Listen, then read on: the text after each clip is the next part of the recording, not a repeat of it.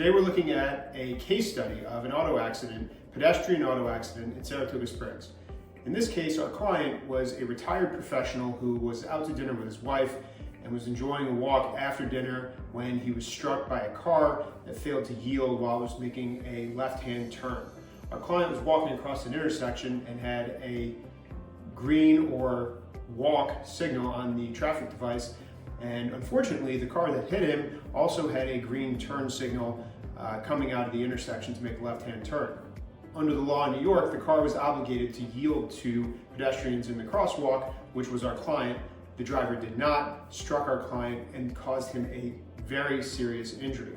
So in this case, our client shattered his leg, required multiple surgeries, and ultimately recovered, but not for a very significant period of time. So the client came to us, and being a retired professional, being a member of the community, preferred to not pursue litigation if possible. Now, when we thought about it and when we wanted to approach the insurance carrier, we had to acknowledge the fact that we cannot go into a negotiation with the idea that there is no way this case is going to be filed as a lawsuit. Why? Because if we do that, we lose our leverage. Filing a lawsuit and taking a case through trial is one piece of leverage that you have as an attorney and that you as an accident victim have by hiring an attorney.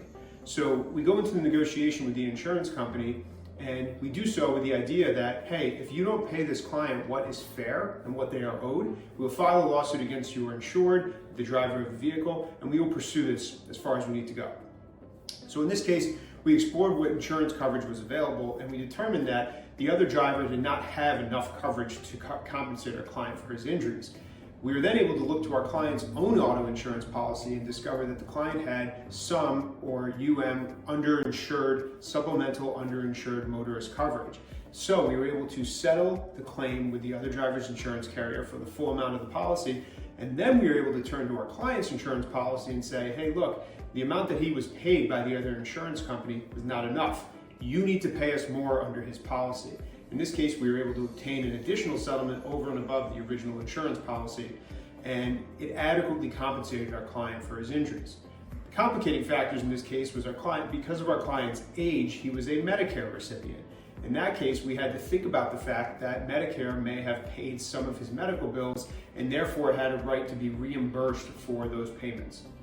This is all typical in an injury case involving someone who is severely hurt. But these are a number of steps that we go through in order to properly handle and represent clients in these situations. Every case is different. There's no guarantee that every case is going to turn out the same, but in this case, we were able to obtain a fair settlement for our client who suffered a severe injury through no fault of his own. If you have questions about anything like this, feel free to give us a call.